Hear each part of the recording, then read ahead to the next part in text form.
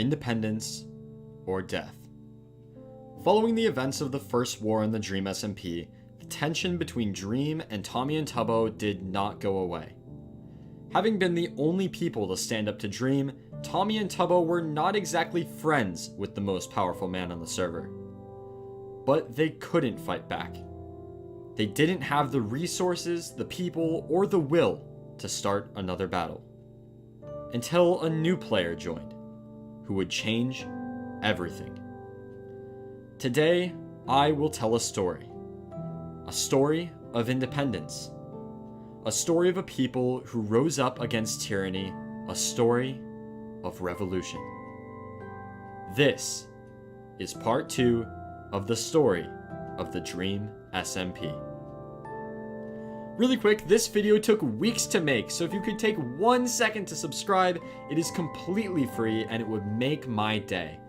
Thank you. Also, thanks again to Lord Cantor for letting me use his recreation of the Dream SMP for this video. Make sure to go check out his channel if you're interested in seeing how he did it. Again, the link is in the description. Anyway, let's start from the beginning. Wilbur Soot, a songwriter, comedic genius, and visionary. Coming up with some of the most influential ideas in recent Minecraft history, Wilbur is a mastermind of virality. Creating his first video on March 29th, 2019, and using his experience from his time with the channel Soot House, Wilbur, in just under 2 years, has amassed over 3 million subscribers. So when it was announced that he would be joining the Dream SMP, people knew things would change. But no one expected how much it really would. Being a genius of words and stories, Wilbur brought something to the table that no one had really considered. Tommy had had a rough idea of how the Disc Saga would go, but for the next story, Wilbur would take it a step further. The introduction of Wilbur marked a turning point in the SMP, from a jumbled mess of conflict to something more.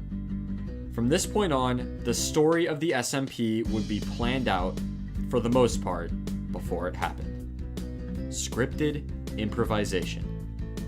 And Wilbur, the main writer, began his story the day he logged on. This marked the true beginning of the storyline of the Dream SMP. Wilbur saw an opportunity in the Dream SMP. Not an opportunity for power or an opportunity for war, but an opportunity for business. And on July 24th, he logged on to the SMP and began moving forward. He started by building a caravan, van, the base of operations for his business. After this, he went to recruit his first business partner, Tommy Innit. He then explained his master plan for their business. After tricking the rest of the SMP members into giving up all of their blaze rods and brewing stands, Tommy and Wilbur would be able to produce all of the potions on the server, profiting from the newfound rarity of these potions. Agreeing without hesitation, Tommy joined Wilbur, and together, they began sweeping the server, convincing players to give up their brewing stands and blaze rods. They started with Tubbo. Tubbo, who trusted Tommy and Wilbur, fell victim to the scam, giving his brewing stands and water breathing potions. That being said, not everyone was convinced. One man saw right through their plan. Sapnap. As Tubbo attempted to give up a stack of blaze rods to the new business partners, Sapnap punched Tommy out of the way, taking them for himself. With further suspicion of their operation, Sapnap followed Tommy and Wilbur back to their van, taking it upon himself to investigate. Entering the truck, Sapnap, against the will of Wilbur and Tommy, began looking around. And it only took him a few seconds to enter the back of the truck and find their brewing stands, thus exposing their plans of scamming the server into giving up all of their potion-making supplies. With their backs against the wall, the duo attempted to enlist the help of Fundy. Their plan to get Fundy on their side was to frame Sapnap as the bad guy. They then proceeded to hide the evidence of their plans from Fundy, who then decided to join them. After this, Sapnap had had enough. Attempting to arrest Wilbur and Tommy, Sapnap ended up killing Tommy purely for taunting him. This prompted Tubbo, who was on the side of Sapnap after being scammed by Tommy and Wilbur, to reconsider his position. But although his loyalty to Sapnap wavered, for now, he remained on the side of the law. There was nothing the three could do. Being completely outgeared, Wilbur, Tommy, and Fundy retreated to the van. And right as they thought things couldn't get any worse, they did. As it turns out, Tommy had some unfinished business with Punk, having stolen from him once again. And as the team retreated to the van, Purpled and Punk came to confront Tommy. Things were not looking good for the new business, and if the team wanted a chance to escape, they had to think of something fast. And quickly, a plan began to form. Wilbur walked out of the van, stalling Purpled and Punk just long enough for Tommy to escape through the floor of the van into a cave. Shortly after, the two noticed and began to pursue him. Wilbur, confronted only by Tubbo, logged out of the game to buy some more time. Lastly, Fundy stayed in the caravan, along with Tubbo and Eric, another member of the SMP who had recently joined. The guards stood, awaiting Wilbur to rejoin. Meanwhile, the pursuit of Tommy continued, and before long, they had found him. Surrounded, Tommy surrendered, being escorted to jail on half a heart. With the news of Tommy being captured, one of the guards, Tubbo, began escorting Fundy to jail as well for conspiring to help Wilbur and Tommy.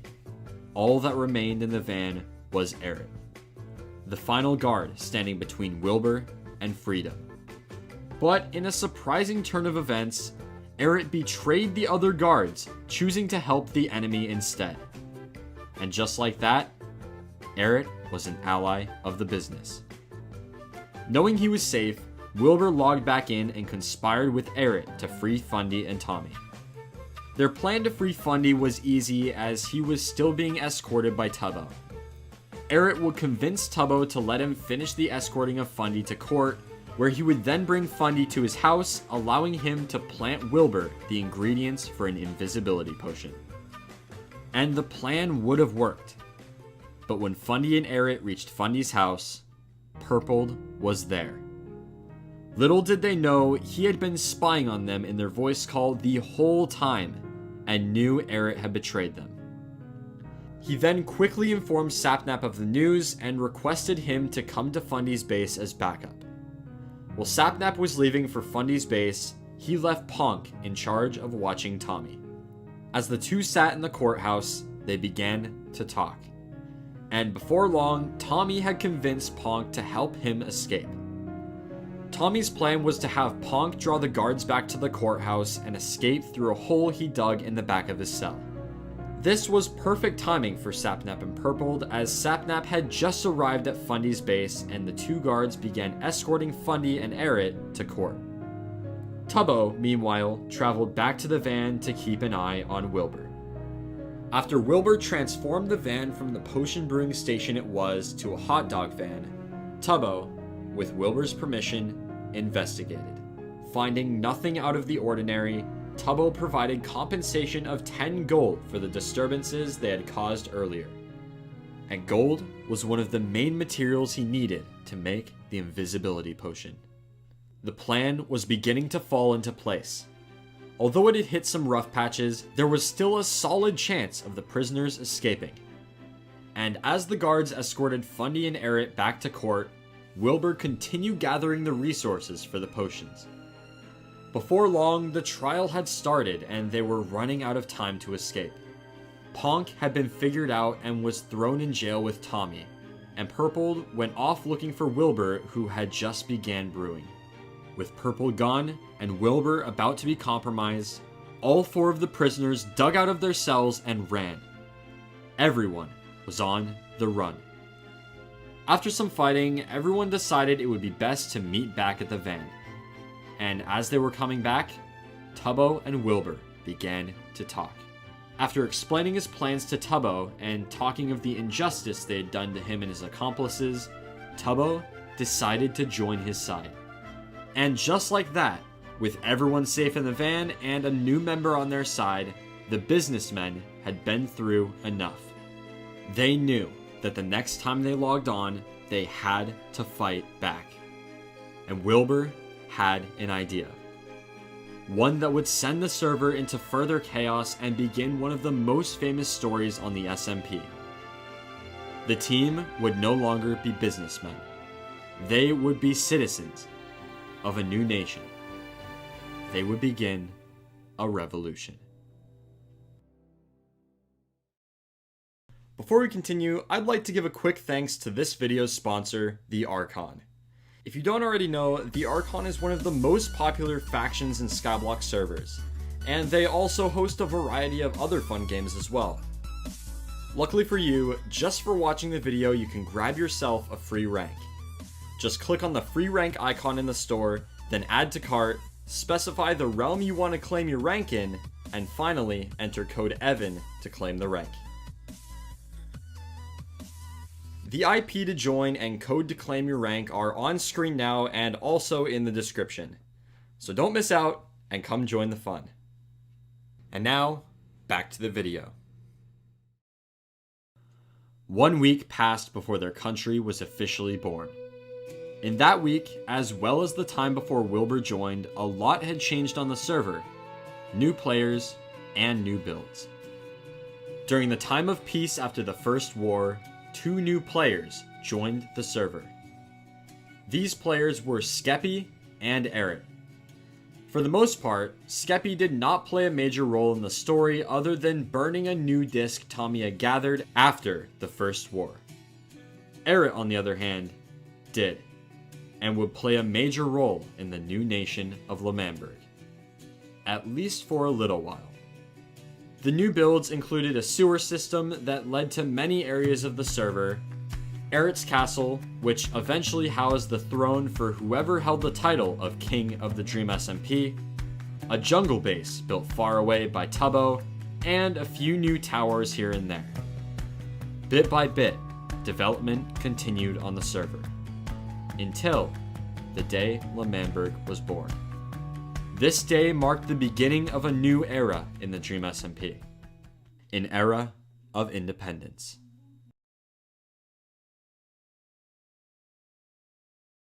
"3 days. That's how long the war would last. In 3 days, the fate of their nation would be decided, and the wills of the men, and Tommy, who created it, would be tested beyond their limits.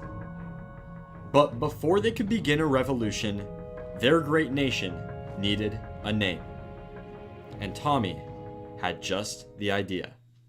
I've had the idea. Oh, I have a Oh lot of my god. Manberg, or alternatively, Mantopia.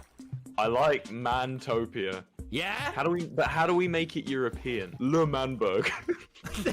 L'Manberg. Yeah, that's funny. L'Manberg. L'Manberg. Where do you live? I live in the state of L'Manberg. After the name was decided, the fellow citizens began to build a wall to distinguish their land from the greater Dream SMP. In their new nation, anyone would be allowed to make potions without being arrested, and the tyranny of Dream and his fellow Americans would no longer affect them. This was the dream. And along with Wilbur, Tommy, and Tubbo, Fundy and Eret joined the new nation. Upon hearing the news of revolution brewing on the server, Dream went to confront the members of L'Manberg. This time, they didn't hide anything. The team explained that everything inside the walls was their land and would be governed and cared for by them, separately and under no rule of the greater Dream SMP. Included would be Tommy's Hill House, which would remain property of their nation as the L'Manberg Embassy. Dream, however, was not convinced and left to conspire with his friends about what to do. Before long, Dream began bribing Tommy to leave L'Manberg and rejoin the Greater Dream SMP. But he would have to do better than that if he wanted someone to turn. That being said, Wilbur still questioned Tommy's devotion to the cause. All you've done for this nation is you're one of the faces of it, right? Thank you. But you need to understand that you've done very little in terms of setup. I mean, look behind you. Look at Eric working hard. As the two continued to talk, Wilbur still questioned whether Tommy was truly devoted to the revolution or just there to be a face of the nation. And after they reached an agreement, Phase 2 of Wilbur's plan began to take shape.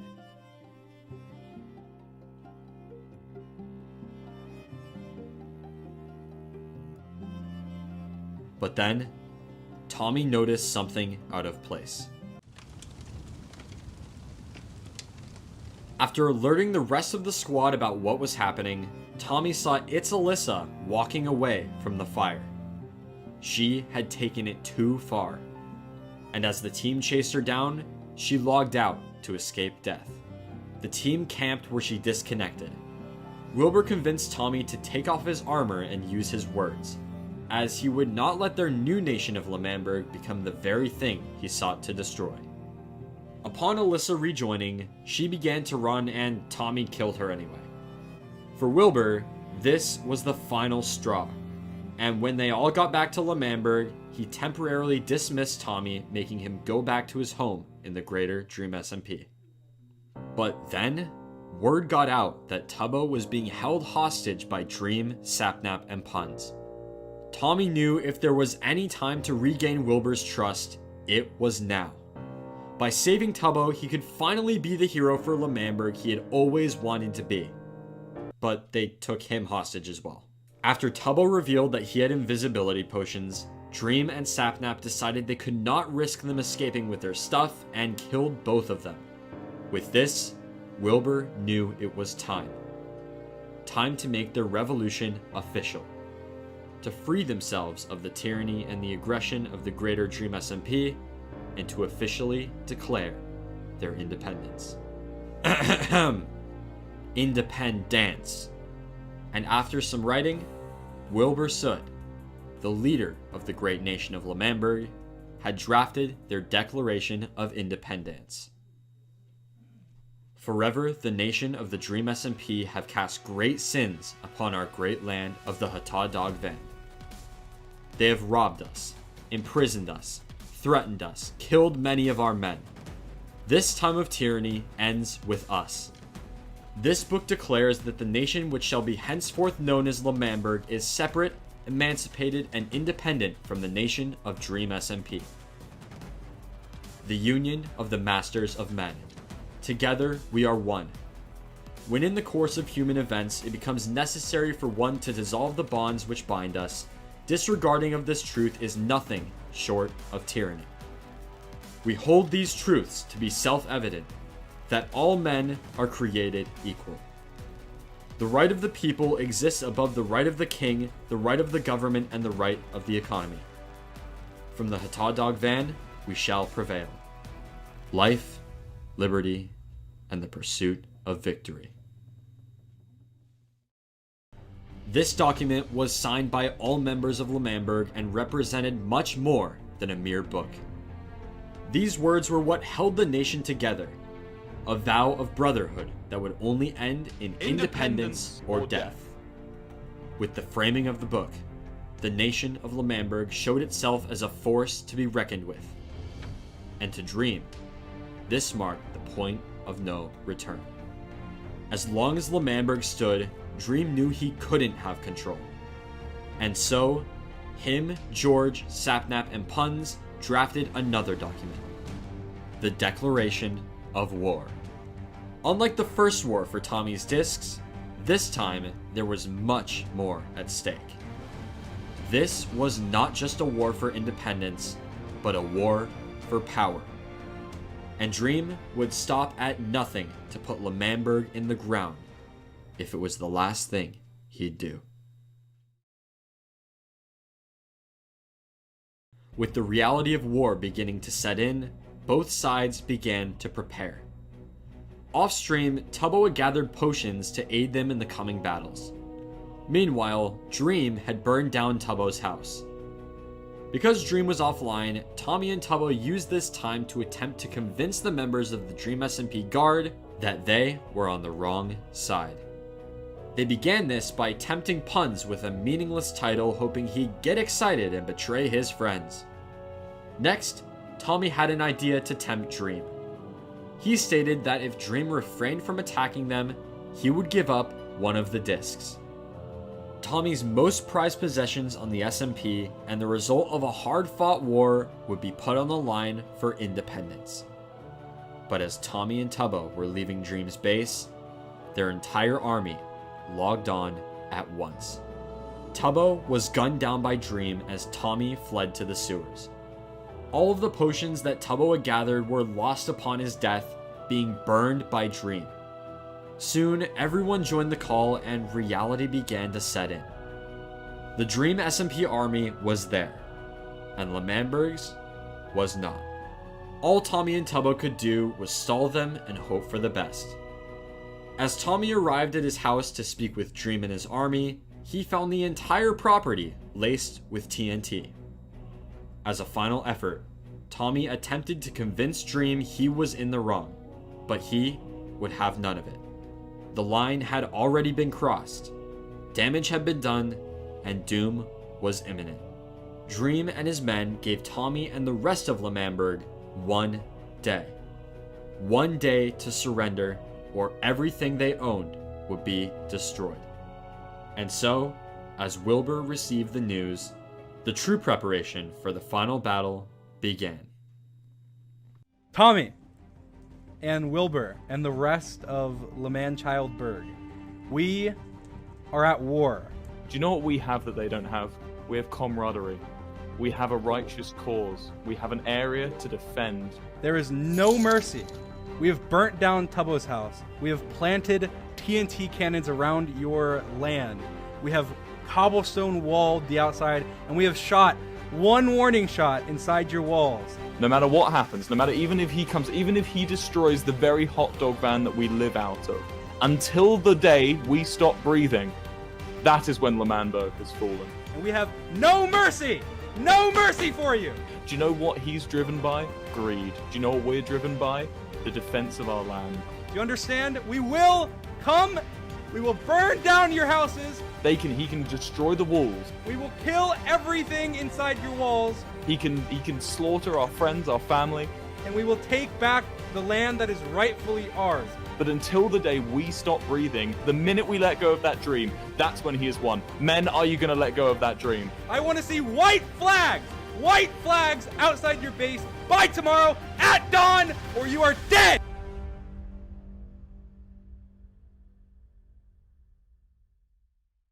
August 4th, the day of reckoning. And as Dream and his army looked to the skies of L'Manberg, no flags flew. Today, there would be war. Before Wilbur logged on, Tommy and Tubbo were attacked. After losing a few useless items, they retreated to L'Manberg, where they waited for the official start of the war. Then their leader Wilbur joined the server. With Dream and his men camping the cobblestone wall they had built around part of L'Manberg, the revolutionaries retreated to the van and began to create a plan of action. Wilbur emphasized the importance of the element of surprise, as their team was completely outgeared by Dream's army. While they discussed their plan, Dream and his men spread to each wall, surrounding them. Staying true to their peaceful origins, now was not the time to armor up. Using their words, Wilbur and Tommy attempted one final time to resolve things peacefully. But once again, it didn't work. And as the two sides regrouped, they prepared for the Battle of the Ages. The war for independence, and most of all, the war for power. Wilbur decided that it would be a greater benefit for the group if he watched the battle from above. This meant the one leading them into battle would be Tommy. As they began making their way to the battlefield, They took it all in. The final calm before the storm. The last peace. Once the battle began, there would be no rest until someone had won. And having had their moment of peace, both armies moved into position. Let the war begin. The battle began on Tommy's front lawn. Dream and his men held Tommy's power tower while the L'Manberg army stood in the grass. As the enemies stared each other down, they both waited for the first move to be made. Then, a shot was fired by Dream. But it was nowhere close to the opposition. Confused, everyone thought he missed. But he didn't. This was the first trap of the war and managed to take out Fundy. Immediately, the L'Manberg army retreated inside Tommy's house as arrows began to rain down from above. Totally undergeared, Tommy crafted a bow and missed the only shot he had. It had been less than a minute since the first shot was fired, and they were already backed into a corner. As Tommy began to retreat, Wilbur pulled everyone back.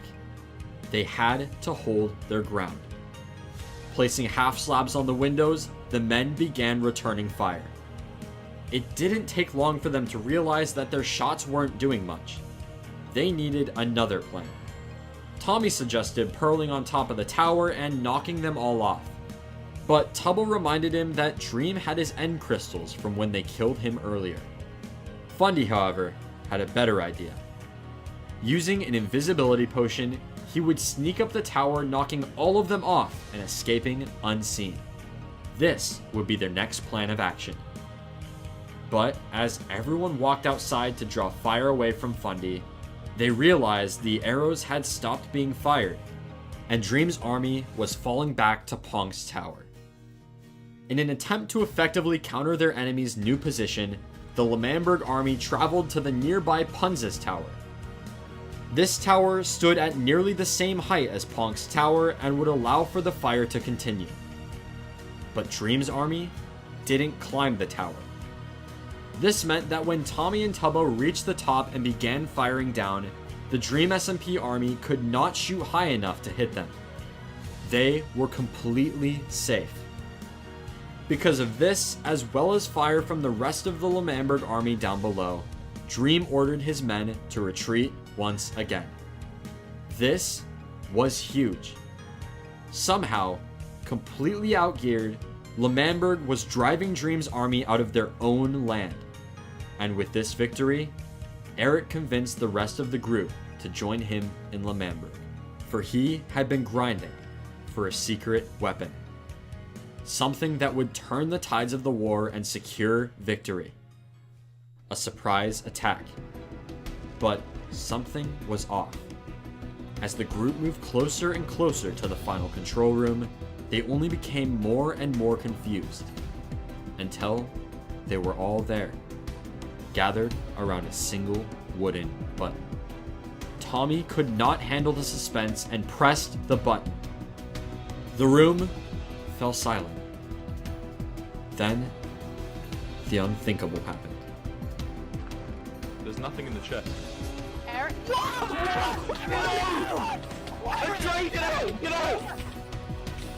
Down with the revolution, boys. It was never meant to be. Just like that, they all had nothing. All of their armor and weapons had been stolen or burned, and they all retreated to the van. The place where it all began, to take inventory and come up with another plan. Before long, it became even clearer that they had absolutely nothing. This meant they would have to resort back to the core beliefs of L'Manberg, winning through words. Wilbur, alone, attempted to negotiate with Dream, but it was no use, and yet another ultimatum was set. If L'Manberg did not fly white flags signifying their surrender of the war, Dream would blow up it all. Believing this was a bluff, Wilbur followed Dream back to L'Manberg, where him and his men gathered at the wall for their final statement. Then, They all remembered the start of the war. The trap, the explosion. They had to stop. It was too late. All they could do was watch. Get back. Don't let this hurt you guys. Don't let this be something hurt you. Wait! What? Okay. Oh my god. The land, their nation, the van. It was all gone. The dream of independence, a chance at freedom, gone with the swift shot of an arrow. And with that, Wilbur, along with his right-hand man, went to negotiate the terms of surrender. And as they met with Dream, Tommy began to run his mouth, and Wilbur's attempts at calming him were no use. Tommy went on, insulting Dream and even challenging him to a 1v1 bow duel. But then something happened that was expected by absolutely no one. Dream was interested in the duel. And so, a civilized discussion began, and within minutes, a final duel was in place. The rules were simple. Both Tommy and Dream would line up on half a heart. After taking 10 paces each, the two would turn around and fire bow shots at each other. The first person to land a shot would win the duel. The stakes were the highest they'd ever been. If Tommy won, L'Manberg would be given its independence. But if Dream won, not only would L'Manberg lose its independence for good, but Tommy would have to give Dream Mellow High, one of the 2 discs he won back from Dream in the First War. With everything on the line, the sun fell low in the sky, and it was a showdown. The creator of the server and most powerful man there versus Tommy, the scrappy 16-year-old with a dream of freedom. They took their positions. Wilbur stood in the center and would be counting off their 10 paces. The fate of L'Manberg was now in the hands of Tommy. All his friends could do was watch and pray. The count began. 1, 2, 3, 4, 5, 6, 7, 8, 9. The world stood still. And then 10 paces fire.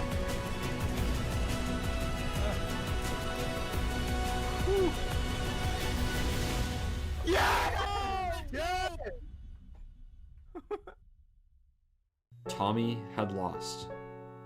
L'Manberg had lost for the second time.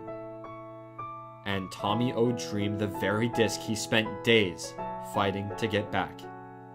With this, it once again seemed that all hope was lost for L'Manberg. But in one final twist, Tommy had an idea. One that would fly in the face of everything he was known for. He requested for Dream to join a private call, and he did. This is what happened. Dream, I know what you want from me. I'll give you both of the discs if you let us have our independence. Both of them. Wait. That is a very, very interesting deal. That is very selfless of you. Those are your discs. For the Manberg, you know? For Wilbur, for Tubbo. Okay, I will... How about this?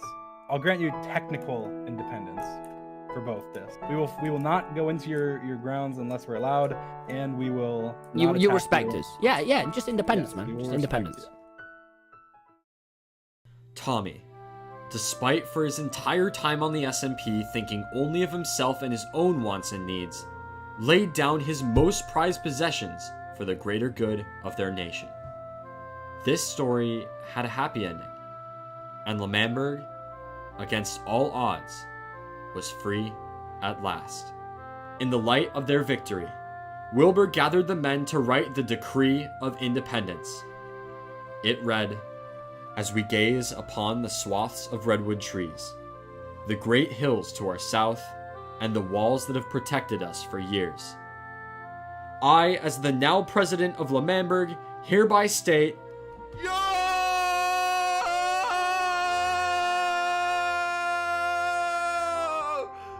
Fucking green boy!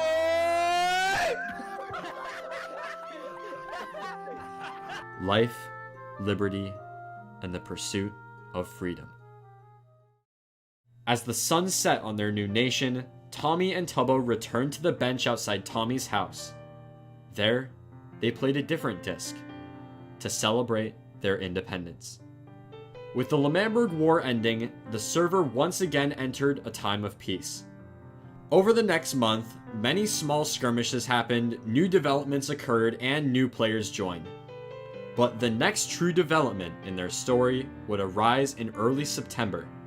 With Wilbur being the self-elected president of L'Manberg, many of the new players upon hearing this titled him a dictator. What resulted from these accusations sparked a new era in the storyline. A different kind of war. This was the first annual L'Manberg election.